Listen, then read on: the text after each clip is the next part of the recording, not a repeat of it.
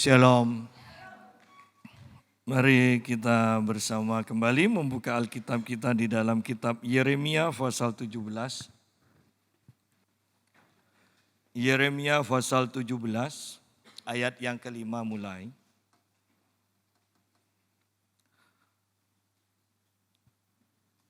Beginilah firman Tuhan, terkutuklah orang yang mengandalkan manusia, yang mengandalkan kekuatannya sendiri, dan yang hatinya menjauh daripada Tuhan.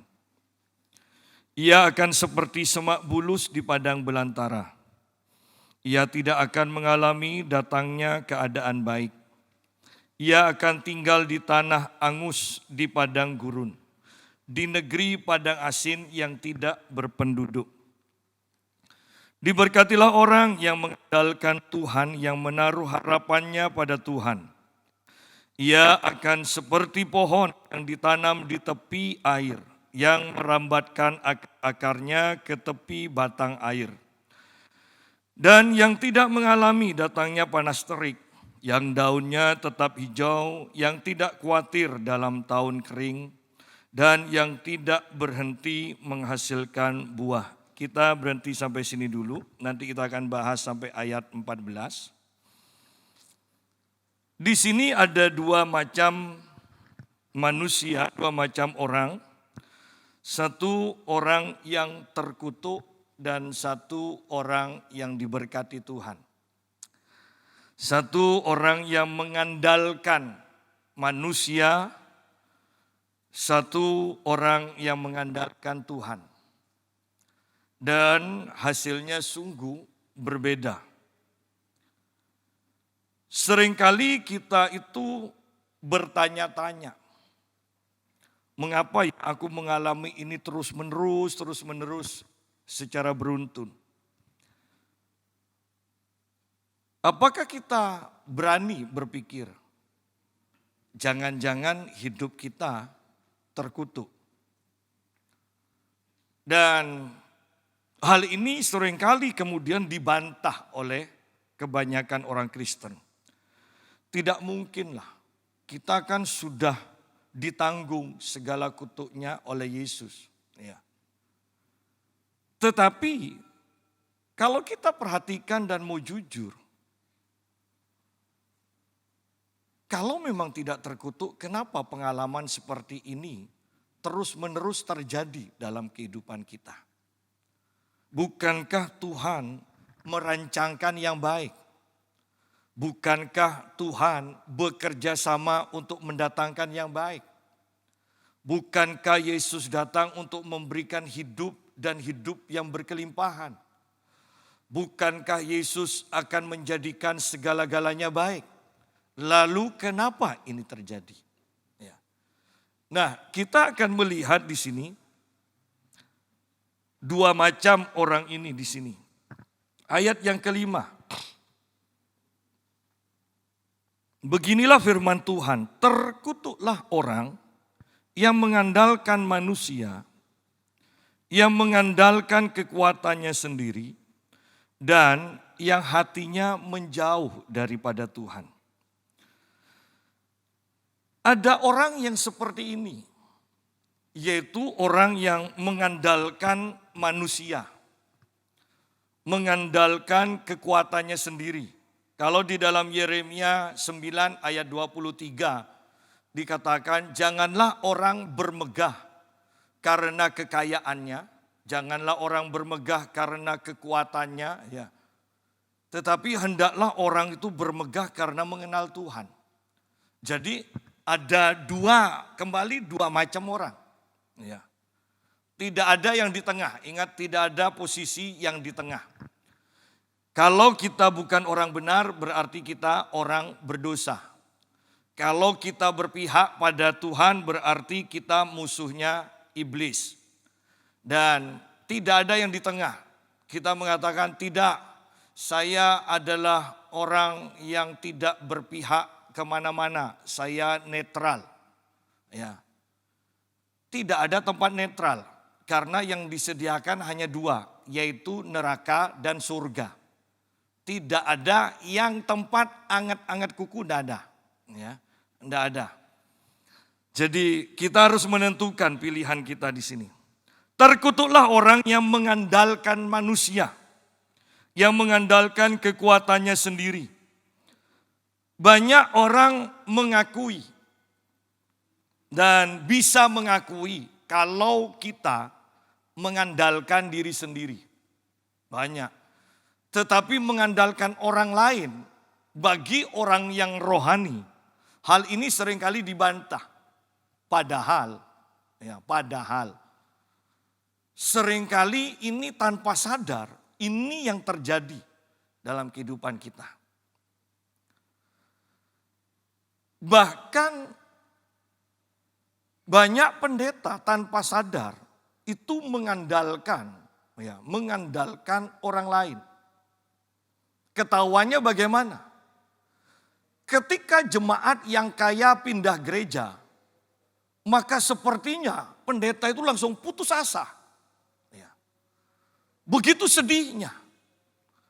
Tetapi kalau jemaat yang miskin pindah gereja, kok hanya merasa ada sesuatu yang kurang, tapi tidak sampai sedih. Tidak sampai kepikiran, ada sesuatu yang kurang. Yang kurang apa? Oh, yang kurang yang duduk di kursi aja, kosong, biasanya ada isinya. Tapi tidak sampai kepikiran.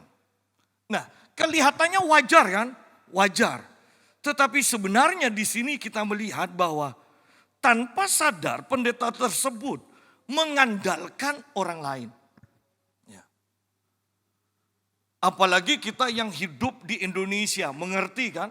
Wah, kalau kita punya backingan ya, wow sepertinya tenang ya, tenang. Tetapi herannya ketika sudah semua yang punya backingan dikasih tsunami, habis juga ya. Tidak ada yang bisa diandalkan. Nah, di sini apakah kita mengandalkan kekuatan kita sendiri? Kita hebat, kita pandai, kita kaya. Enggak Pak, saya sadar kok semua itu karena anugerah Tuhan. Puji Tuhan. Tetapi pertanyaan kedua, apakah kita mengandalkan manusia lain? Ya.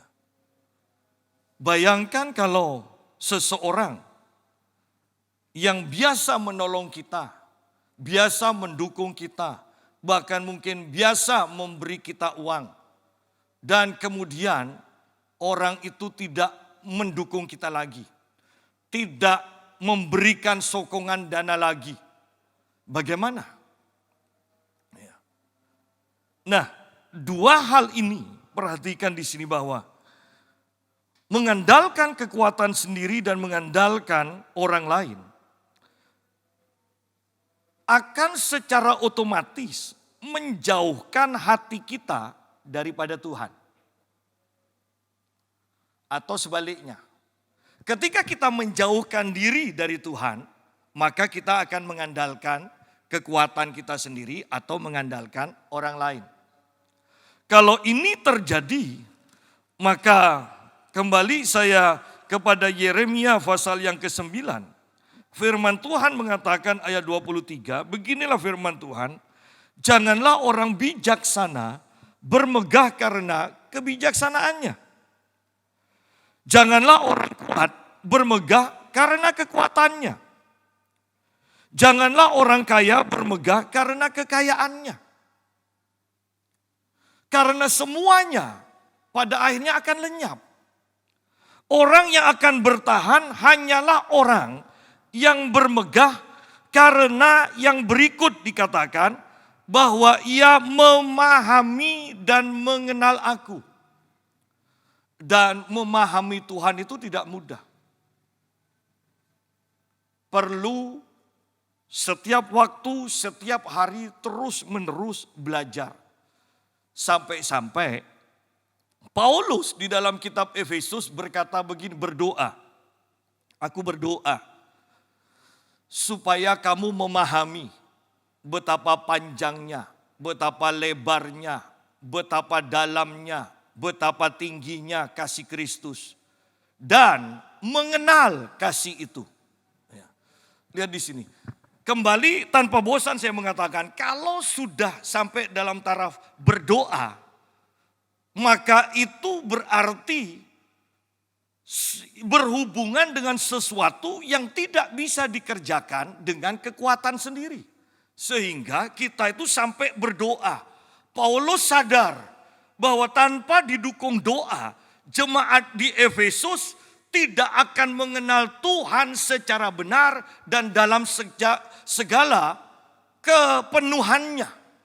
Sehingga Paulus berdoa. Panjang dan lebarnya kasih Allah saja sudah luar biasa. Ya. Apalagi ada kata-kata betapa panjang dan lebarnya. Kata betapa ini kan luas. Ya. Sehingga butuh didoakan. Nah, Yeremia menuliskan ini bahwa ayo bermegah dalam hal yang benar. Bermegah dalam hal yang benar. Karena kalau tidak, maka kita akan menjadi orang yang terkutuk. Di sini dikatakan yang berfirman ini adalah Tuhan. Berarti di sini lihatlah, terkutuklah orang yang mengandalkan manusia. Ini sudah menjadi ketetapan, ini firman Tuhan. Terkutuklah orang yang mengandalkan manusia, yang mengandalkan kekuatannya sendiri. Ya.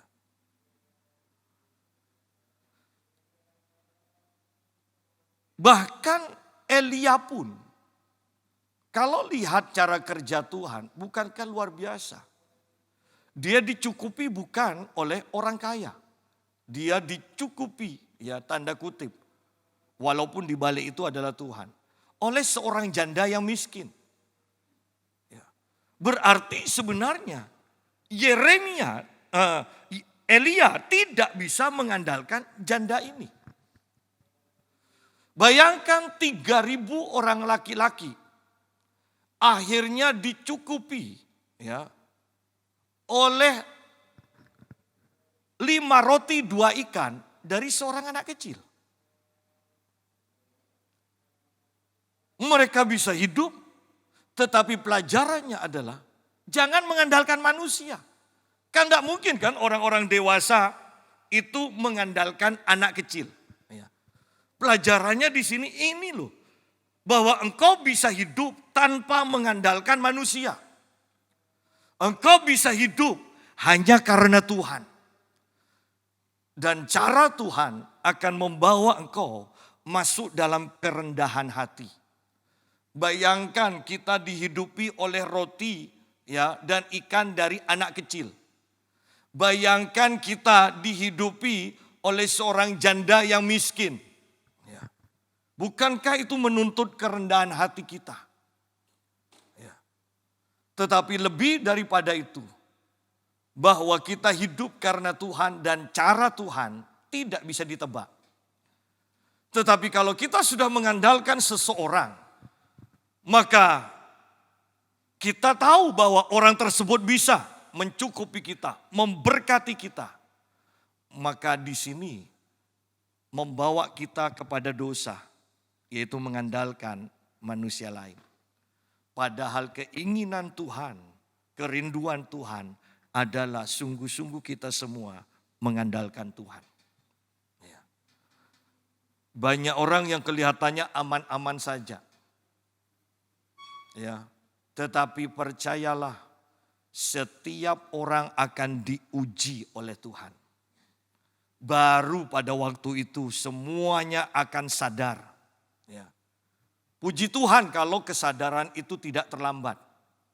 Tetapi saya percaya banyak yang akan terlambat. Ya. Pada akhirnya seperti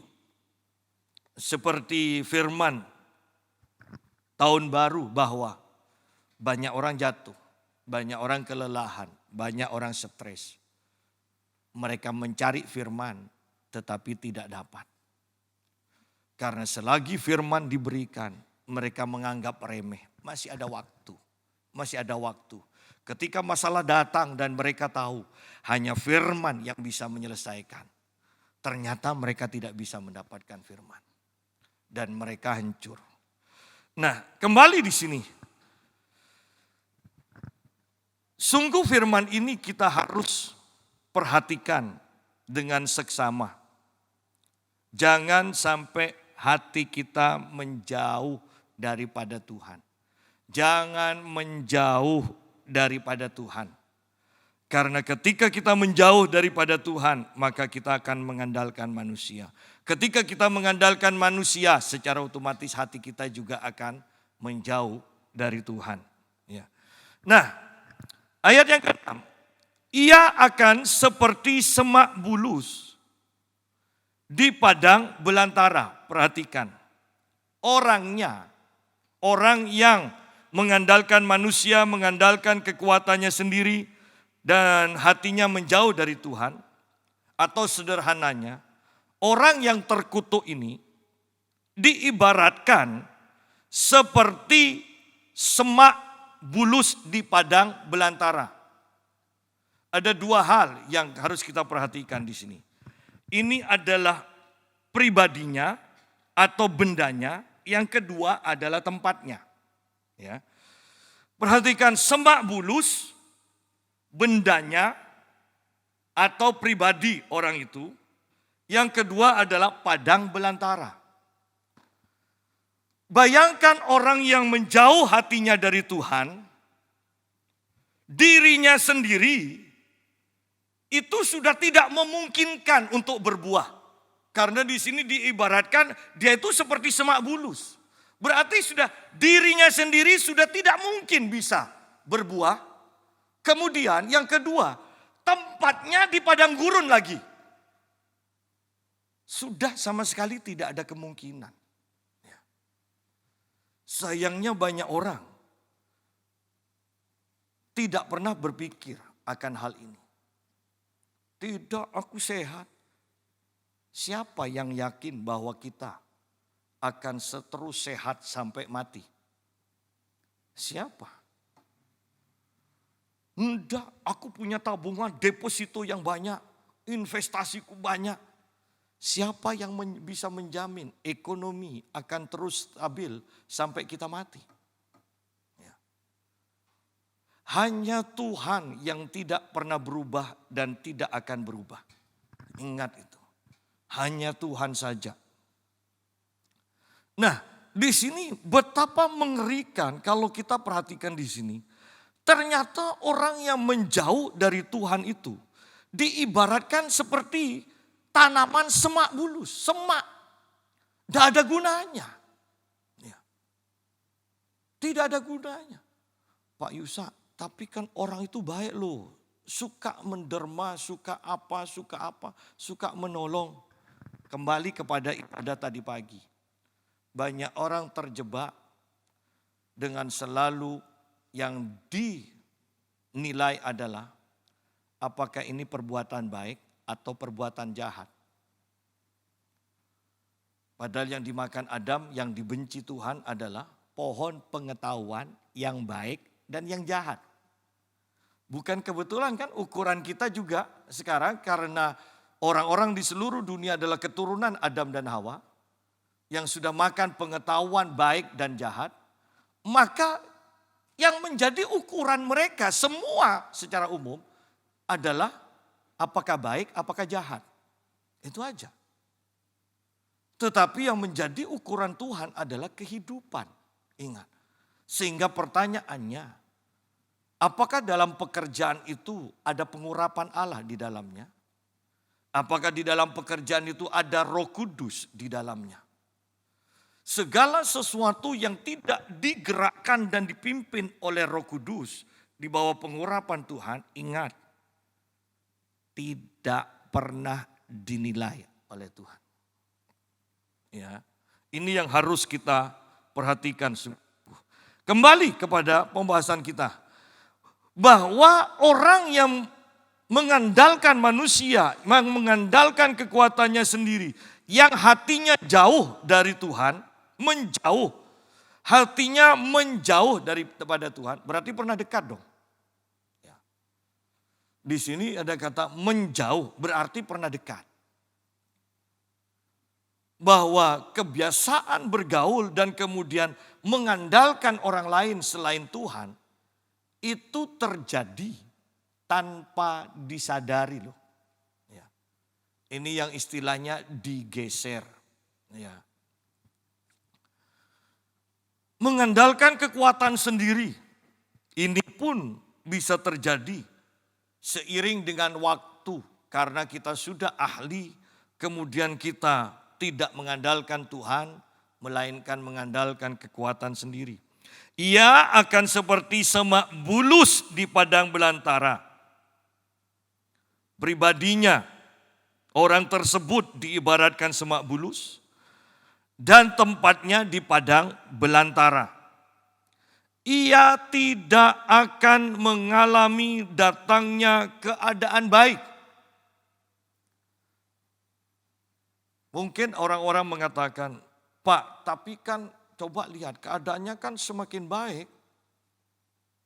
Sidang jemaat yang saya mau tekankan adalah firman Tuhan tidak pernah dibatalkan. Firman Tuhan pasti terjadi. Rasul Petrus mengatakan kalau itu belum digenapi, itu kan Tuhan panjang sabar. Tuhan lebih ingin melihat engkau itu bertobat dan diberkati daripada engkau hidup dalam dosa dan mati dalam dosamu. Mengapa Tuhan tidak segera datang? Karena Tuhan panjang sabar. Tuhan menginginkan semua orang di seluruh dunia percaya kepada Yesus dan diselamatkan.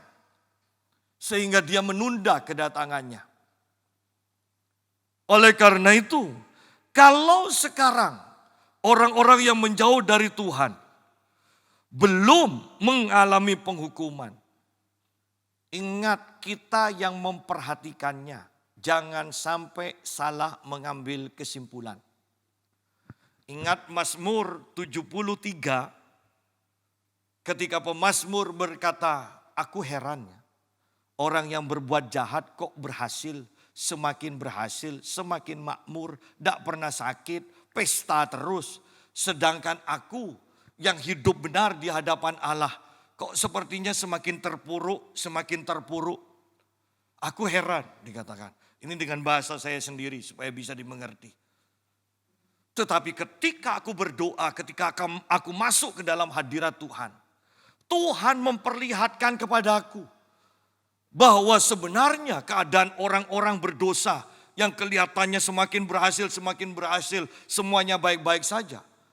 Ternyata mereka sedang berdiri di tepi jurang, di mana di bawah jurang itu ada batu-batu yang tajam. Sekali mereka jatuh, mereka akan mati. Dikatakan, aku baru sadar. Dikatakan. Nah, pengetahuan firman ini penting bagi kita semua. Jangan kita hanya dipimpin oleh keadaan-keadaan yang terjadi di sekitar kita. Tetapi kita harus mengerti dan dipimpin oleh kebenaran firman Tuhan. Karena hanya masalah waktu kita. Karena bagi Tuhan semuanya sama aja. Dahulu, sekarang, dan yang akan datang itu sama. Ya.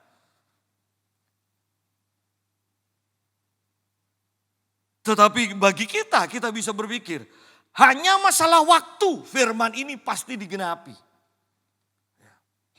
Bagi Tuhan tidak ada waktu, bagi Tuhan selalu sekarang. Tetapi bagi kita ada waktu. Ia tidak akan mengalami datangnya keadaan baik. Ia akan tinggal di tanah angus di padang gurun. Tidak pernah tenang. Tidak pernah enak, tidak pernah damai. Ya.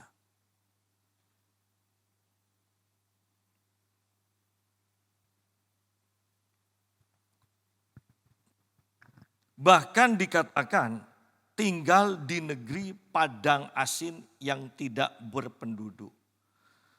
negeri padang asin, negeri, anggaplah negeri yang di mana tanahnya bergaram. Mau ditanami apa? Dan tidak ada penduduk. Tahukah Anda bahwa banyak orang itu, orang kaya itu sebenarnya kesepian? Pelampiasannya Anda perhatikan, orang kaya itu gampang marah. Marah, iyalah Pak, orang atasan, masa bawahannya yang marahi atasan? Ya kan? Enggak. Ya. Kenapa orang kaya, bos-bos itu gampang marah? Sebenarnya karena di dalam hatinya itu kosong. Itu aja. Ayo, paling gampang. Kalau Anda sadar di dalam diri Anda ada Tuhan, berani marah. Selain karena ada damai sejahtera, kan sungkan sendiri kan. Ada Tuhan, iya kan. Lain kalau orang tidak sadar kalau di dalam dirinya ada Tuhan. Tetapi saya percaya kenapa banyak orang kaya mudah tersinggung selain kesombongan. Saya percaya karena sebenarnya dia stres. Karena sebenarnya di dalamnya sepi. Supaya rame, ya marah aja. Iya kan, supaya rame. Karena di dalam dirinya itu sepi. Dia ingin rame, meriah. Ya. Jadi hati-hati, tidak selamanya orang kaya itu, ya, apalagi yang mengandalkan Tuhan, bukan kaya karena anugerah Tuhan, ya, kaya karena usahanya sendiri, karena mengandalkan orang lain, akan semakin sepi, semakin sepi, semakin sepi. Sehingga Anda akan melihat banyak orang kaya itu, ya, sakit, yang dipilih penyakitnya yang parah-parah. Kenapa kau tidak milih penyakit kres-kes? Iya kan? Yang dipilih kanker. Ya. Yang dipilih kanker, yang dipilih jantung. Ya. Kenapa? Lihat di sini bahwa kehidupan mereka sepi. Padahal yang penting itu hati loh, bukan keadaan di sekeliling. Walaupun itu diperlukan, tetapi yang terpenting ini hati. Karena hati yang gembira adalah obat yang manjur. Hati yang bersyukur akan membuat kita merasa cukup. Hati yang benar menjamin kita hidup dekat dengan Tuhan, mati masuk surga, memerintah bersama Tuhan. Saya herannya, banyak orang Kristen lebih fokus, lebih memperhatikan, lebih mengutamakan hal-hal yang jasmani. Padahal saya mau kembali kepada hal yang sederhana. Ingat, setelah kita percaya Yesus sebagai Tuhan dan Juru Selamat, kita disebut manusia rohani. Saya sederhanakan, manusia hati. Nah kan, supaya lebih gampang. Artinya yang utama itu hati. Yang utama itu manusia roh kita. Orang yang tidak percaya Tuhan Yesus, mau pergi ke gereja atau enggak, yang tidak percaya Tuhan Yesus, mereka hanya hidup dengan jiwa dan tubuh. Rohnya sudah mati. Artinya tidak bisa berfungsi, tidak bisa memimpin dalam kebenaran, tidak bisa berhubungan dengan Tuhan. Rohnya mati. Mereka hanya hidup dengan dua hal ini, jiwa dan tubuh. Ya. Hanya itu saja. Tetapi ketika orang percaya Yesus sebagai Tuhan, maka rohnya diaktifkan kembali. Sehingga bisa bersekutu dengan Tuhan, bisa dipimpin oleh Tuhan, ya, bisa dipimpin oleh Tuhan.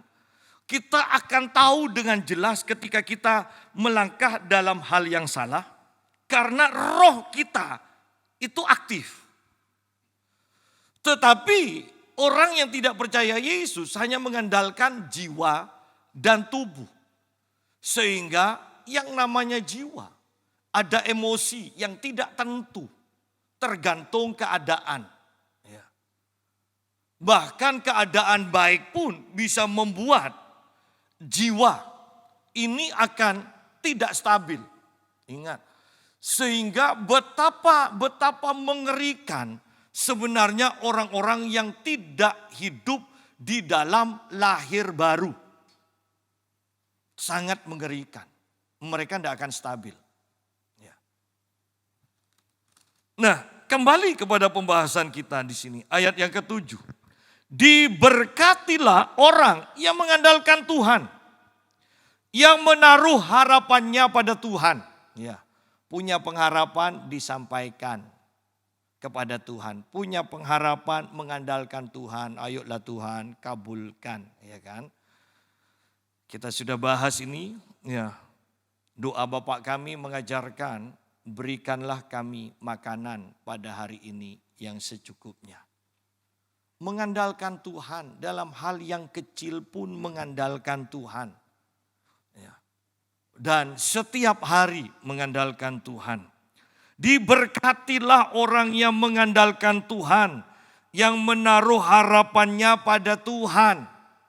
Kapan ya Tuhan akan melakukan ini padaku? Kapan ya Tuhan akan menolong anak-anakku? Kapan ya? Nah, selalu Tuhan. Bayangkan orang yang mengandalkan orang lain. Tuh, kok tidak ada orang kaya datang kemudian ngasih mercy. Nah, ya, supaya lebih jelas ya bahwa kita mengandalkan manusia. Nah,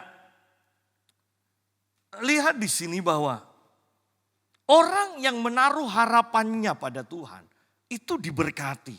Orang yang mengandalkan Tuhan hidupnya diberkati, dikatakan. Minimal, saya tidak menekankan ini, tetapi minimal. Kan hati kita tenang, hati kita damai, ada kepastian dalam kehidupan kita. Ada sesuatu yang ditunggu. Kenapa? Karena nanti kita lihat, kita itu diibaratkan seperti pohon yang nantinya akan berbuah. Tentunya kan ada sesuatu yang diharapkan. Tetapi kalau sudah hidup kita diibaratkan seperti ini semak, kan itu sudah semak ya seperti itu. Tidak akan ada perubahan. Tidak ada pengharapan. Dan pengharapannya pun nantinya kalau berharap bukan pada Tuhan, pada kekuatannya sendiri.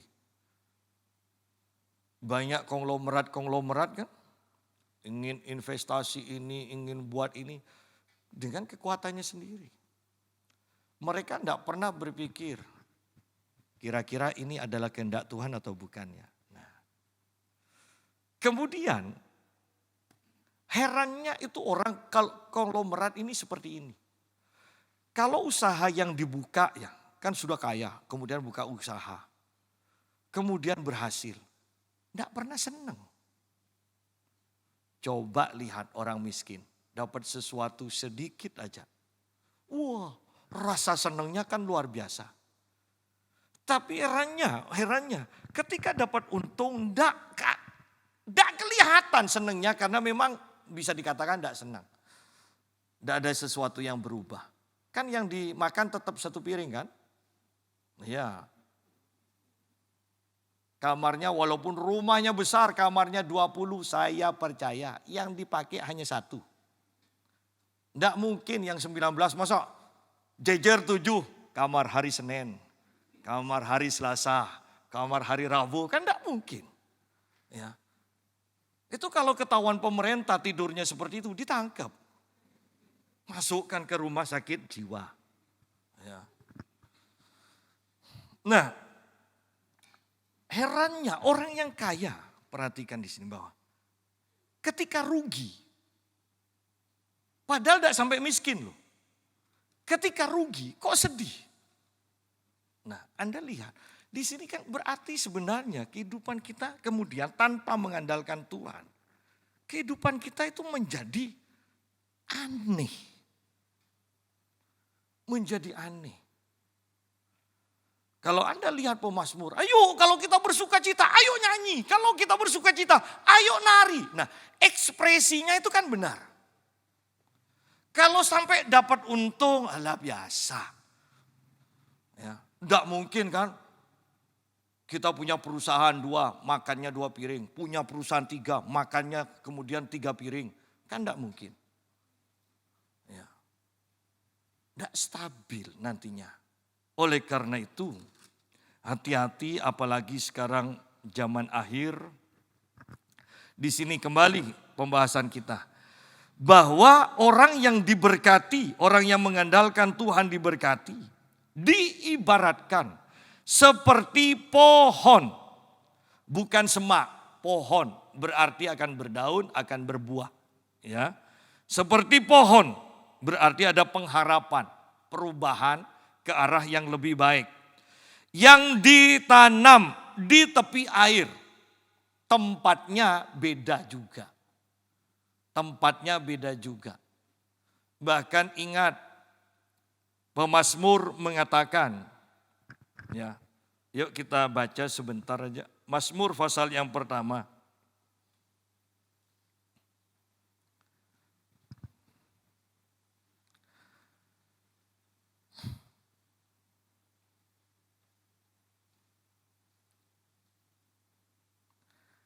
Ayat yang kelima.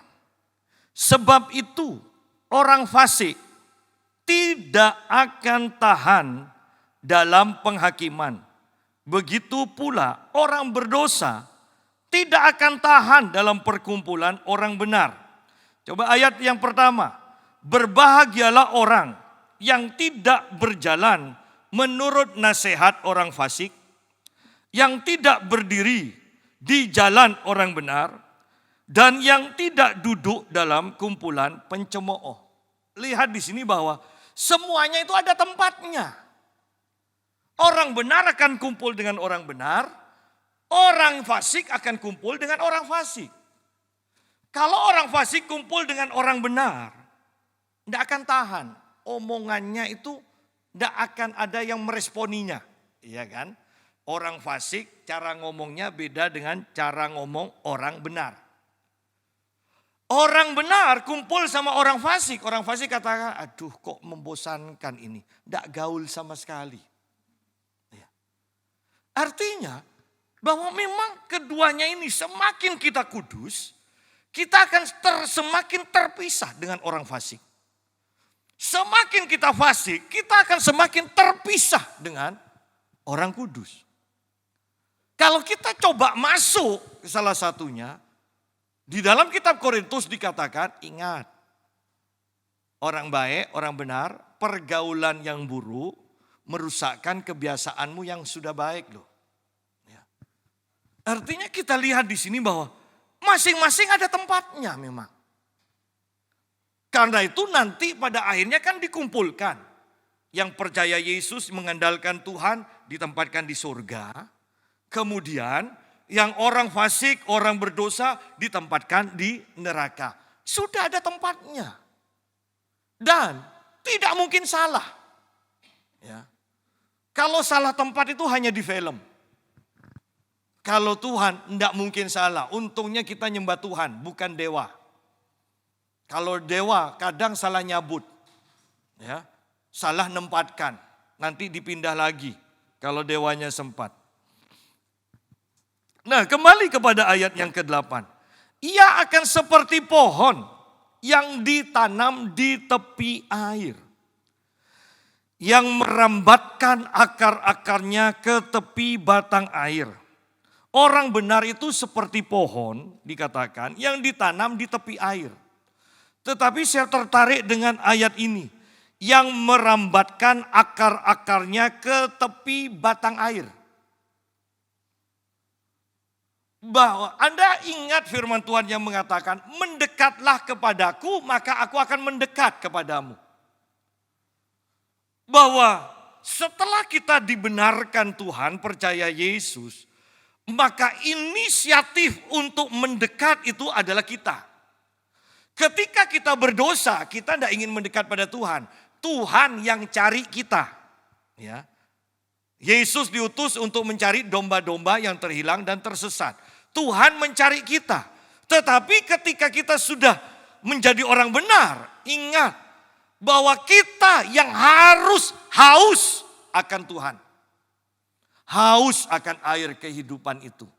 Sehingga di sini dikatakan yang merambatkan pohon itu, yang merambatkan akar-akarnya ke tepi batang air.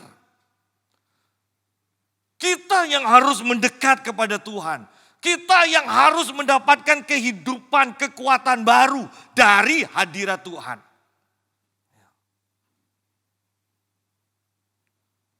Dan ketika hal itu terjadi, maka akibatnya tidak mengalami datangnya panas terik.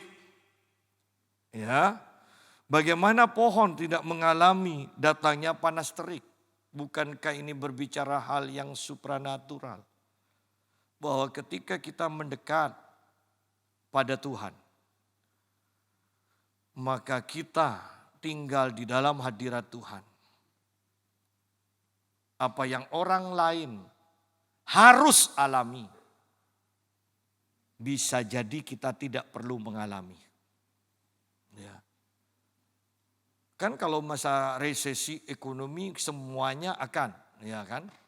Semuanya akan mengikat pinggangnya. Heran ya, ketika resesi ekonomi semuanya punya ikat pinggang. Ketika masa kemakmuran tidak punya ikat pinggang. Tidak ada kan, masa kemakmuran semuanya melepas ikat pinggang, tidak ada. Ya. Nah, yuk kita lihat di sini bahwa ketika kita mengandalkan Tuhan, ketika kehidupan kita, kekuatan kita, kecukupan kita asalnya dari Tuhan. Ingat, keadaan tidak akan bisa mempengaruhi kita. Keadaan bahwa kita hidup karena Tuhan, bukan karena keadaan di sekeliling kita. Ini yang harus kita sungguh-sungguh mengetahuinya. Ia akan seperti pohon yang ditanam di tepi air, yang merambatkan akar-akarnya ke tepi batang air. Dan yang tidak mengalami datangnya panas terik, yang daunnya tetap hijau. Kenapa? Karena sumber kehidupannya itu dari air, bukan dari cuaca. Ya, bukan dari cuaca. Sumber kehidupannya itu dari air itu loh. Sama, kalau sumber kehidupan kita dari Tuhan, maka Anda tidak akan terpengaruh. Ketika masa kelaparan, bahwa Ishak tidak pernah mengalami kekeringan. Anda bisa membacanya itu. Bahwa Ishak tidak mengalami kekeringan. Kalau tidak salah di Kejadian 26 kan. Ya, Kejadian 26. Herannya, sumur yang ada airnya ketika dikerjakan, dipegang oleh orang-orang yang tidak mengenal Tuhan, sumur yang ada airnya menjadi kering. Tetapi Ishak, sumur yang kering, ketika dipegang oleh Ishak, maka sumur itu menjadi sumur yang bermata air lagi. Dan perlu dicatat bahwa ini terjadi di musim kering. Artinya Ishak tidak tergantung oleh keadaan di sekelilingnya. Ishak tergantung dari perkenanan Tuhan. Oleh karena itu bahkan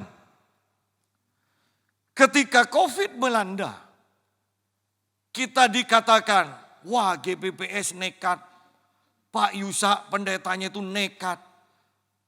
Bukan nekat. Kenapa kita tetap berani beribadah seperti biasa? Karena saya melihat pelayanan para malaikat yang Tuhan utus di tempat ini. Bahwa kita tidak tergantung dengan keadaan, Tetapi kita tergantung dengan atmosfer kerajaan Allah.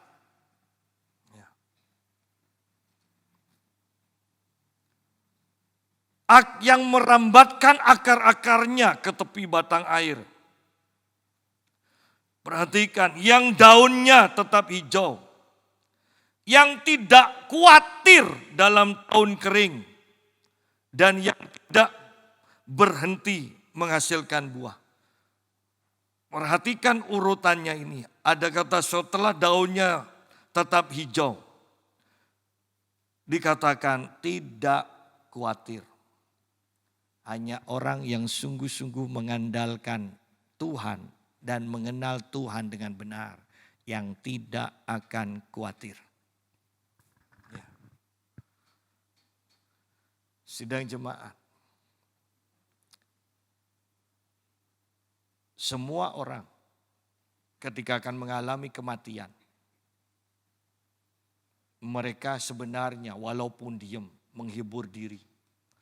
Hatinya bertanya-tanya, kira-kira akan masuk surga atau neraka.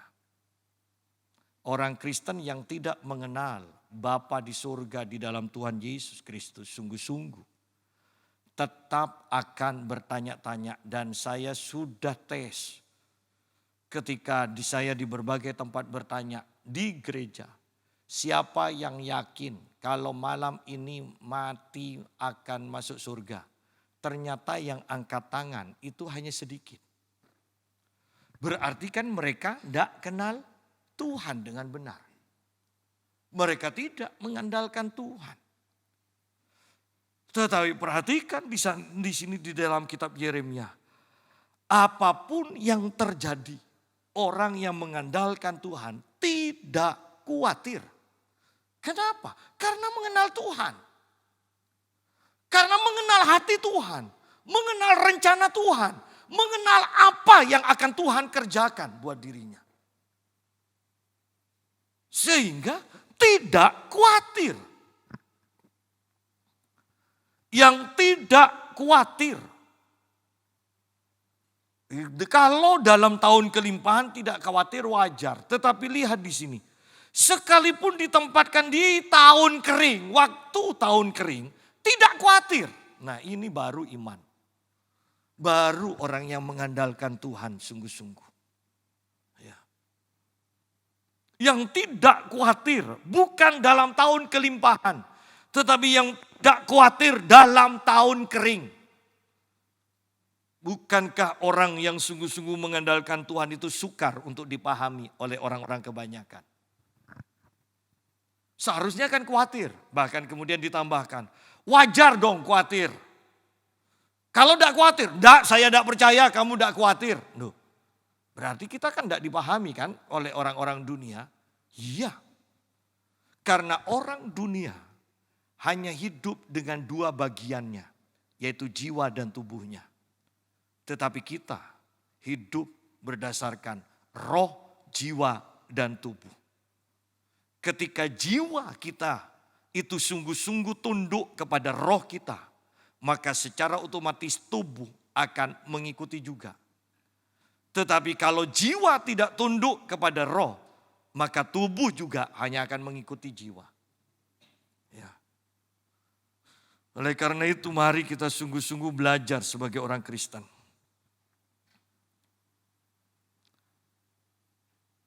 Dan kemudian ketika kita tidak khawatir, sampai dalam hak taraf seperti ini yang terjadi, yang kita akan alami adalah yang tidak berhenti menghasilkan buah. Tidak pernah berhenti. Berarti hidup kita sudah hidup dalam penyediaan supranatural Tuhan. Tidak berhenti. Mana ada pohon tidak berhenti menghasilkan buah.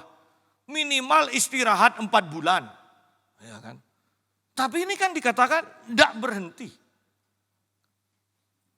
Bahkan di dalam kitab Wahyu, di dalam kitab Yehezkiel dikatakan berbuah setiap bulan. Loh, Anda bisa bayangkan setiap bulan berbuah? Berarti misalnya tanggal 1 sampai tanggal 15 Anda makan. atau sampai tanggal 20. Kemudian tanggal 21 mulai keluar lagi dan tanggal 1 jadi buah lagi. Anda bisa bayangkan kehidupan yang seperti itu. Ya. Seringkali kita ketika membaca Alkitab itu tidak membayangkan bagaimana pohon dikatakan yang tidak pernah berhenti berbuah. Kita pokoknya hanya baca, pokok adu cepat supaya gagah 1 tahun 1 kali baca tamat. Nah, bukan itu yang dikejar. Bayangkan, imajinasikan. Ayat yang ke-9. Betapa liciknya hati, lebih licik daripada segala sesuatu. Hatinya sudah membatu. Siapakah yang dapat mengetahuinya? Aku Tuhan yang menyelidiki hati, yang menguji batin untuk memberi balasan kepada setiap orang setimpal dengan tingkah langkahnya, setimpal dengan hasil perbuatannya. Nah, setelah kita mengetahui ada 2 macam manusia, manusia yang diberkati, manusia yang dikutuk. Nah, kemudian yang harus kita pahami juga adalah ingat, hati manusia itu licik. Anda perhatikan, walaupun orang-orang lahir baru seringkali menipu dirinya sendiri kan. Ya. Kenapa tidak ke gereja? Sibuk. Sibuk apa? Pokoknya sibuk, padahal tidak sibuk. Ya. Selama kita masih bisa makan sehari 3 kali, berarti kita tidak sibuk. Ya. Selama kita masih punya waktu tidur, berarti kita tidak sibuk. Kalau Anda sibuk, berarti Anda sudah lupa waktu dan Anda tidak sempat untuk tidur karena Anda sibuk. Kenapa bisa terjadi banyak dalih? Ya. Karena hati ini licik. Hati ini licik. Nah, bahkan lebih parah lagi setelah hatinya licik. Ya, kan hati licik ini ketika orang lahir baru, Roh Kudus tetap berbicara mengingatkan. Tetapi ketika kita tidak mau untuk menerima akan teguran dari Roh Kudus ini, maka lama-lama hati kita akan membatu, dikatakan. Hatinya sudah membatu. Ya. Hatinya sudah membatu. Sidang jemaat, seringkali orang-orang bahkan pendeta itu sedih melihat kalau ada jemaat tersinggung dengan khotbah yang disampaikan. Tetapi sebenarnya ada hal yang lebih menyedihkan. Kalau jemaat dikasih firman berbagai macam jurus, tidak pernah berubah sama sekali. Ya. Bahkan tidak pernah marah, tapi tidak berubah juga. Ya. Itu kan lebih menyedihkan. Mau dikasih firman, mau dikecam apapun, tenang. Kenapa? Hatinya sudah membatu. Ya. Jangan sampai hati kita membatu. Kalau membatu nanti keluar Sun Gokong. Iya kan? Yang tidak ngerti asal usulnya Sun Gokong belajar. Ya. Hatinya sudah membatu. Siapakah yang dapat mengetahui bahwa pada akhirnya ketika hati kita membatu, kita sendiri tidak sadar masalah hati kita. Di sini dikatakan, siapakah yang dapat mengetahuinya? Hanya Tuhan yang mengetahui. Aku Tuhan yang menyelidiki hati, yang menguji batin, untuk memberi balasan kepada setiap orang setimpal dengan tingkah langkahnya, setimpal dengan hasil perbuatannya. Oleh karena itu pada akhirnya, betapa pentingnya kita setiap hari mendekat, mempunyai saat teduh, mendekat kepada Tuhan. Tujuannya apa? Supaya Tuhan menyelidiki hati kita, supaya firman Tuhan yang adalah terang itu menerangi hati kita. Sehingga kita mengenal hati kita.